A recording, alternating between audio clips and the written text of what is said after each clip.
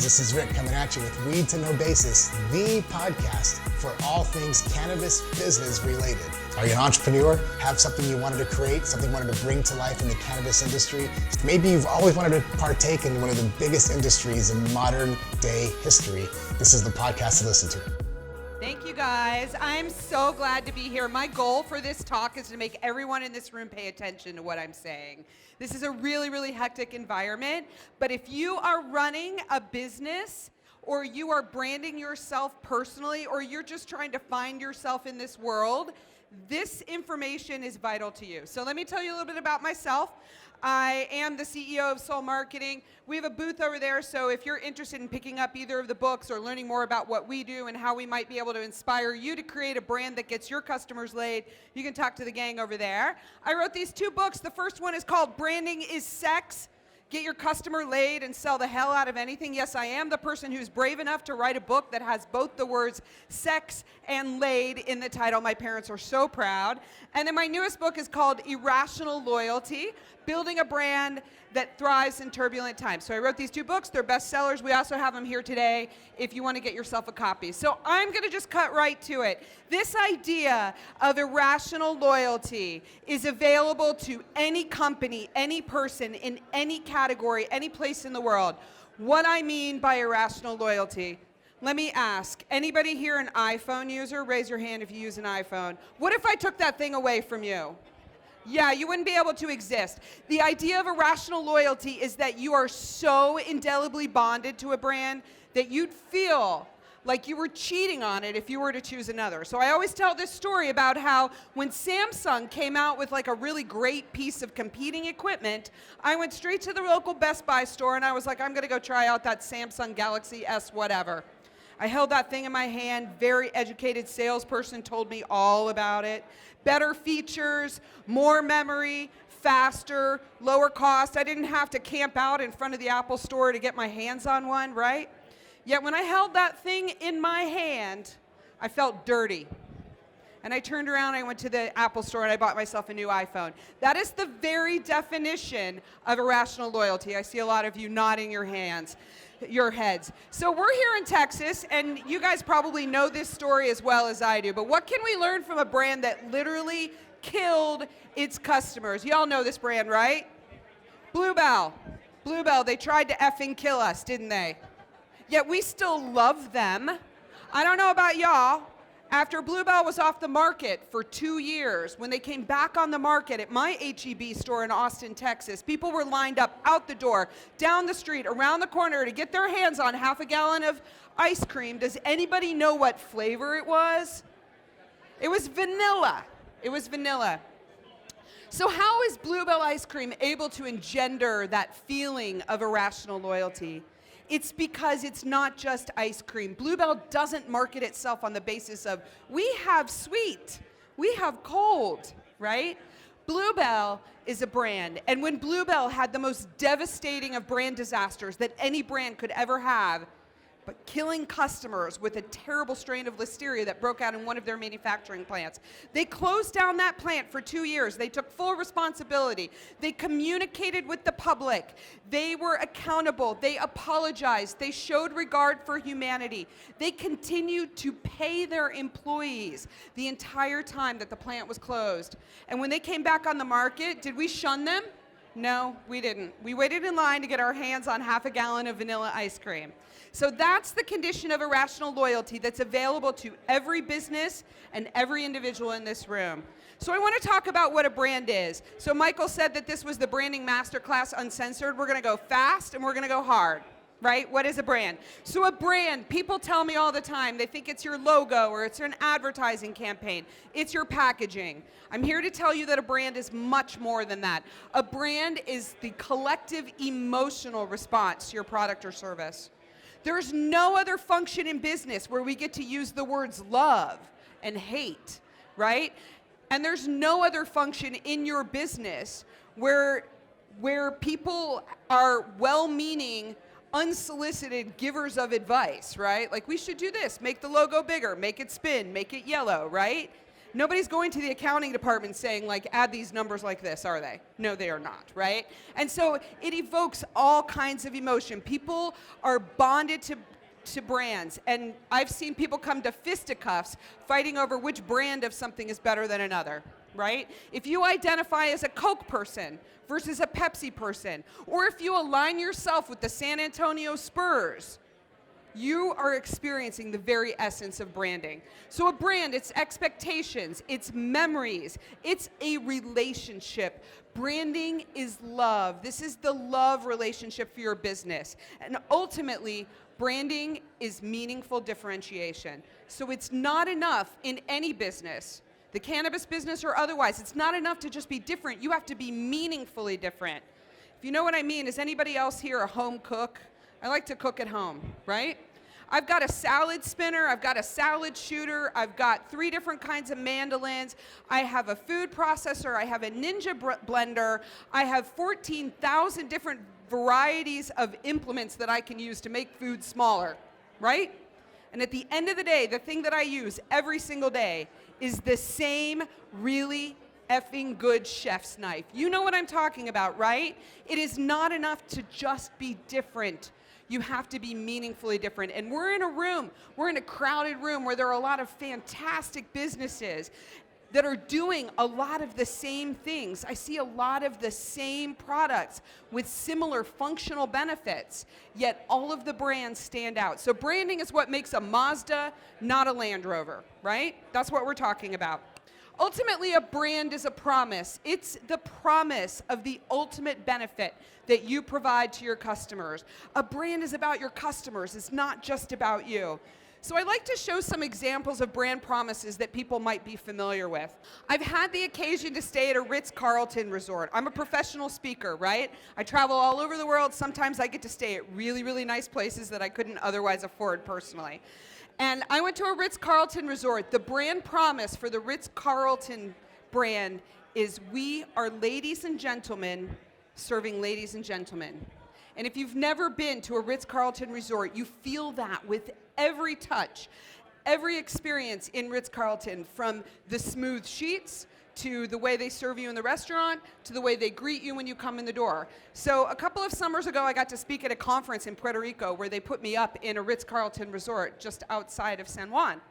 And I had my best friend with me from growing up, who's a teacher in Denver, Colorado, doesn't have a lot of opportunities to stay in a Ritz-Carlton. And I told her, I said, I love the Ritz-Carlton. Their brand promise is we are ladies and gentlemen serving ladies and gentlemen. You want to test that out? So for a couple of days, every day, she would call the front desk and she'd ask for something obscure. One day it was a 40-foot extension cord. We got it. Another day it was a manicure set. And they said, what is a manicure set? And she said, it's a nail file, right? It's a nail file. And she hung up the phone, and a couple minutes later the phone rings again, and I pick it up, and it's the front desk. And they said, Miss Gabor, somebody called and asked for a nail file. I need to understand what you mean by that. The file, is that the thing that you use to saw the bars of the jail if your friend is in jail? And I said, yes, exactly, but smaller. And so they came to our room directly with one of those plates with the little silver dome on it with a full manicure set. We are ladies and gentlemen serving ladies and gentlemen. Your brand promise is super, super powerful in terms of defining the relationship and the experience that people have with your brand. And so a brand is an intangible asset. All this stuff I've been talking about, you can't hold it in your hand. It doesn't have size. It doesn't have heft. It's not something that you can see or feel or touch. It's something that's an essence. It's something ultimately that you experience. And most importantly, a brand is a financial asset. A brand can power you to charge more money, make more margins, sell more stuff, because it increases the relationship that you have with people. They buy more from you, they buy more frequently, they buy more stuff. They invest in you because the brand becomes part of them. So I show this chart not because of the detailed information on here, but one of the things that I look at are what are the brands that are worth the most money, and what are the brands where the brand contributes the most significant amount to the overall valuation of the company. And so this is a list from 2018, and you can see a lot of well-known name brands up there: Apple, Google, Amazon, Microsoft, Coca-Cola, Facebook, Samsung. The interesting thing about this list is that many of those brands weren't on this list 10 years ago. These were dark horse technology companies that came from nowhere and ended up on this list. What we don't see on this list right now is a cannabis brand, but we will, right? And if you invest in creating a strong brand that creates a strong relationship with your customers, that engenders that quality of irrational loyalty, where they feel so strongly about you that they think they were cheating on you if they were to choose a competitor, your brand could end up on this list, right? So a brand is a story, and ultimately, a brand is your story. And so I want you to start thinking of yourselves as a brand. There's actual neuroscience behind this. Do we have any neuroscientists in the audience? I always butcher this. We do armchair neuroscience here. But there's 3 major parts of the brain that we're concerned about in business. Back here in the brainstem, this is the reptilian brain. This is the brain that manages that fight or flight response. Have you ever almost been in a car accident? Somebody cuts you off in traffic. You feel your heart start pumping. Everything tenses up. The hair stands up on the back of your neck. That is a physiological response that's stimulated by your neurosystem. And what's happening there is your body is making itself bigger by making all those individual hairs stand up so that you can fight off predators. That's baked into you. That's not the part of the brain that we're looking to stimulate with branding. Up here in the front part of the brain, this is the neocortex. This is what happens for language processing and doing math. And that's where we think most decisions are made. So 1,000,000 years ago, when I was a business school student, we used to think about the things that were the 4 Ps of marketing: product placement, pricing, promotion. We thought that marketing and selling was all just sort of a rational activity. I'm here to tell you that people buy things because they feel something. You have to feel something to buy something. Otherwise, I wouldn't be wearing these ridiculous shoes, right?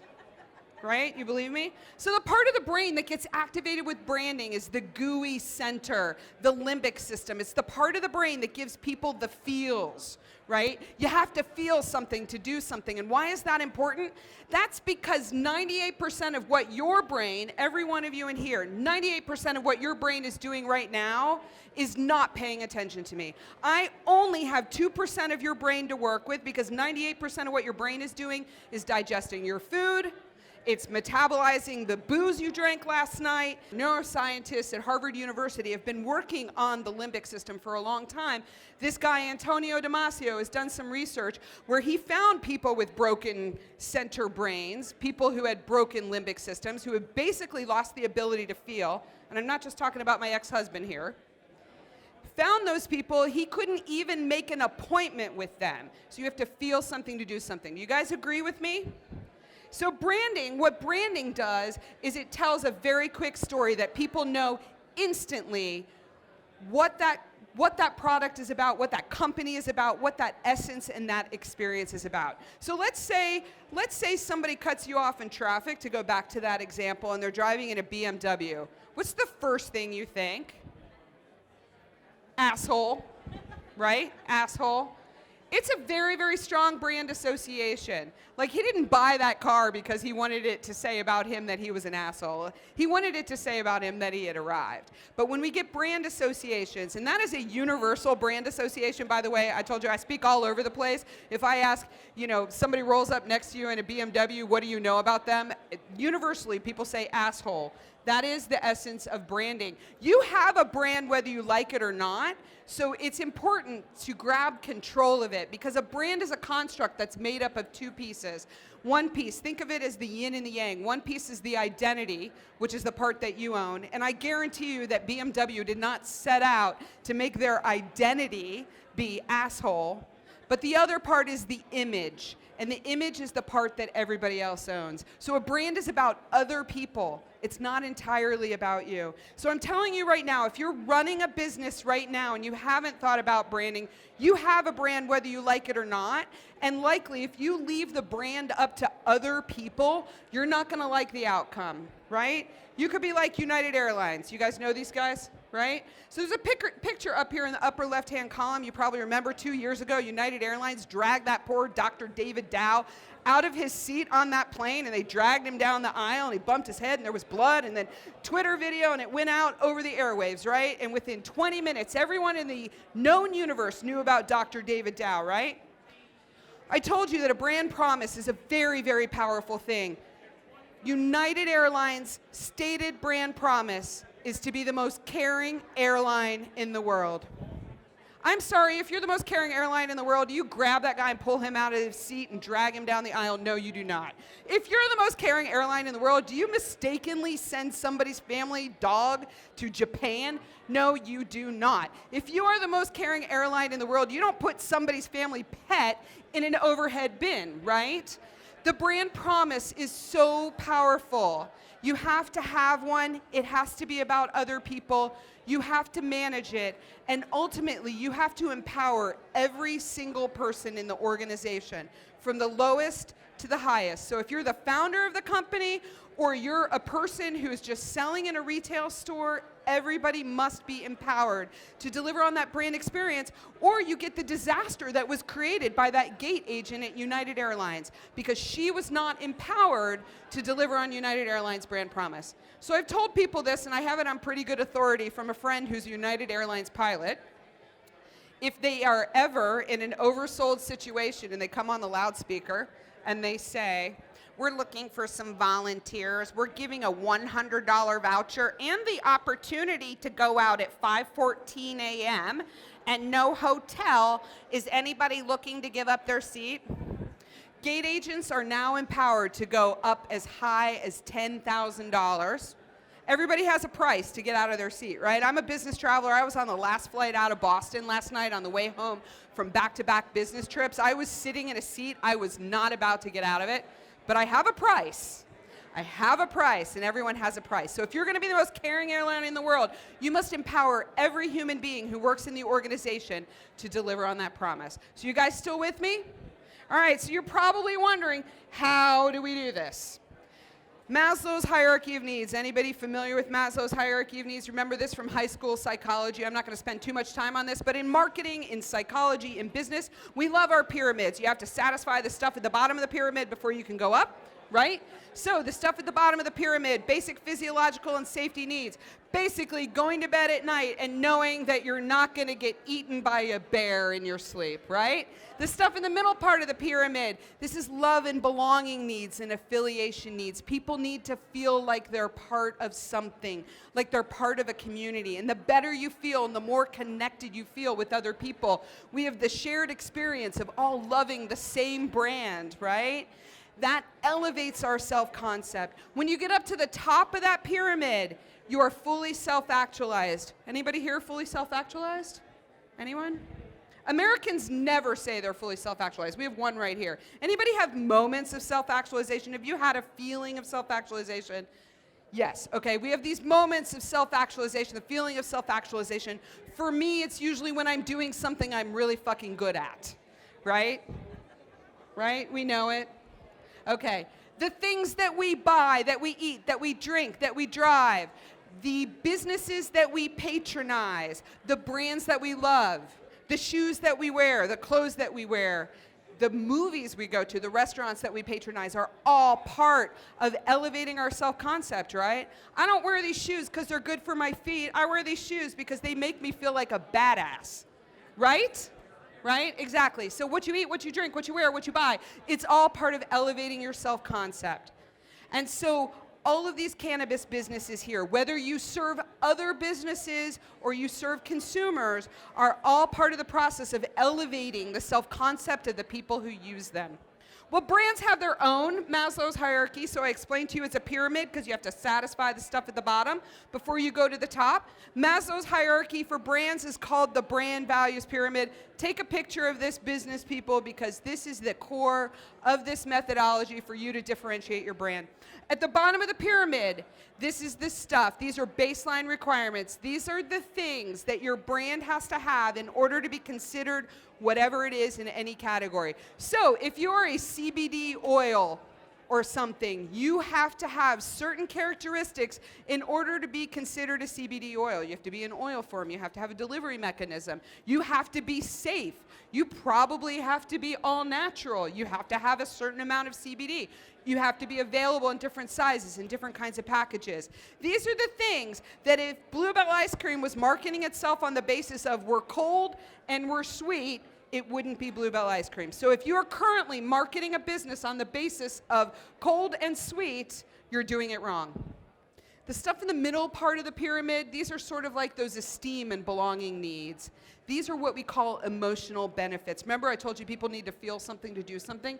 The emotional benefits are some of the bells and whistles that your brand has. The features and attributes that your brand has that are maybe slightly different than others that make people feel a certain way. People love BMWs because they're really, really fast and super sporty, right? But you could argue there's a lot of other cars that are super fast and really sporty. Right? So people need to feel something to do something. These are the emotional benefits. The stuff at the bottom can be imitated. They're the baseline requirements. If it's a car, these are the wheels, the steering wheel, a method of perambulation. They probably has to have some doors and windows, unless of course it's a Jeep. Right? These are the things that make whatever it is that in the category. The stuff in the middle part of the pyramid, these are things like power door locks and power windows. Who here has a car with power door locks and power windows? Everybody? Who here is old enough to have purchased a car where power door locks and power windows were something you paid extra for, right? A lot of you remember this. So I'm going to get up on my soapbox right now. Those were options packages that we paid extra for. When I bought my first car, which was a Ford Escort in 1989, the salesperson also showed me, in addition to the power door locks and power windows, that I paid $400 extra for. They showed me, look, if you put this visor down, there's a little mirror here. I paid an extra $300 for that thing. And so some smart car manufacturer decided to make those standard equipment. Every year, standard equipment is getting bigger and bigger and bigger in terms of what it is, right? And so you wouldn't even consider buying a car today that didn't have power door locks, power windows. You wouldn't consider buying a 2020 model car if it didn't have Bluetooth, right? But that used to be something that was reserved for the most luxury of cars. So if you're marketing yourself on the basis of the stuff in the middle part of the pyramid that other people can imitate, it's going to become standard equipment. The best brands in the world are the ones that get to the top of the pyramid and say something about the person who uses them. So how do you figure out how to do this? You figure out who your best customer is. You figure out who your ideal archetypal customer is. This is the single best customer, the one who's going to spend the most money on you.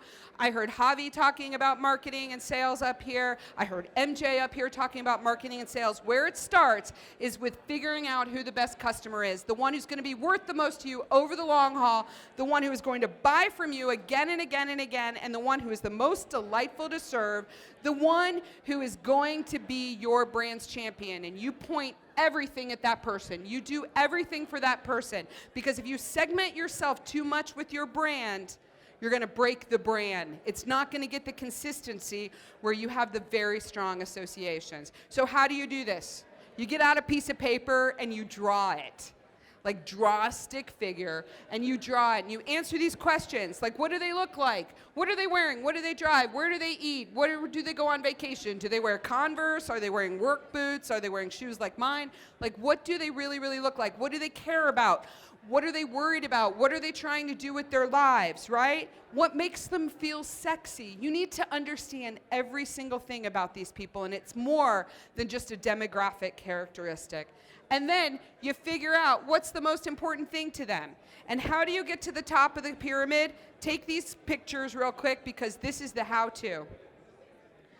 Getting to the top of that brand pyramid, you answer these 3 questions. And if you do nothing else in branding, you answer these 3 questions. The first question is, what does it say about a person that they use your brand? That same thing when I asked you, what happens when a BMW cuts you off in traffic? What does it say about the BMW driver? What does it say about me if you knew that I rolled up here today in a Ford F-150 truck, right? What does it say about them? These are the self-expressive benefits of the brand. For the CBD businesses here, what does it say about your best customer that they use your brand. This is where you make your brand about them and not entirely about you. You don't market on the basis of features and benefits and speeds and feeds and ingredients. This is, what does it say about them? The second question, this is the most important question, and this is the hardest one to answer, is what is the singular benefit that customers get from you that they can't get from anyone else? Remember at the beginning I told you I had like 45 different versions of things that can pulverize and chop vegetables, and at the end of the day I just use a really freaking good chef's knife, right? What is the one thing they get from you that they can't get from anyone else? And keep asking this question. Here's a hint for all of you who are in any kind of business. It is not a feature. It is never a feature. 100% it's a benefit, it's an essence. This is what gets to the you-ness of you. We work with companies in my business who are still working on this. We're still working on this. This is a never-ending question, and branding is an always-on activity, right? The third question, and this really is the sex question, ultimately, every single person who uses your brand, and this is a business person who's buying your B2B brand, this is a consumer, every single person is trying to create a story for their lives where they are the protagonist, they are the winner, they're trying to elevate their self-concept, they get to be the hero, they get to take someone with them on this journey to become the hero. How does your brand make them the hero in their own story? And that's the most important question to answer. So the best brands in the world are the ones that make their customers heroic and help them win in the end. So I get this question. I told you guys I wrote a book. It's called Branding is Sex. Get your customer laid. Sell the hell out of anything. How is branding like sex? Ultimately, we all want to get laid. And I gave you a couple of things that you can do with your brand so that you can figure out, what does my brand stand for, and how does my brand elevate my customer's self-concept? How do I make them a hero? The sex question, even if you don't answer any of my silly questions, if you don't do my ideal customer archetype exercise, just ask yourself this question: how does my brand get my customer laid? Because we all want that. And so that's not to be crass. This actually comes from, I have 30 years of experience in this business, working with some of the biggest brands in the world and also emerging titans who are brands that are going to be dark horses that are going to end up on that top 100 list, right? I work with those brands, and I grew up in the technology industry, and there are a lot of similarities between the technology industry and the cannabis industry in that there is no lack of opportunity here, no lack of opportunity, but the time is right and the industry is right for someone to emerge as a leader. The ones that ultimately have the most benefit in elevating their customer self-concept and getting them laid, helping them win the guy or the girl in the end, those are the ones that are gonna win. And so ultimately, whatever you create for your brand has to pass the bullshit test, right? At the end of the day, whatever you do with your brand, whatever you create, whatever you say, whatever actions you take, we are ladies and gentlemen serving ladies and gentlemen, it has to pass the bullshit test. It ultimately has to be authentic to what you deliver. And I want to thank you guys for being a great audience. Thank you for paying attention. I know it's hard to hear in here. You guys are awesome. I will be here. I'll be back for the Women in Weed panel a little bit later. But you can come talk to my team over here. We're over there at that little orange booth, Soul Marketing. We'd love to see you. I'm signing books if you want to pick up a copy of either one of them. So thank you guys. Have a great day.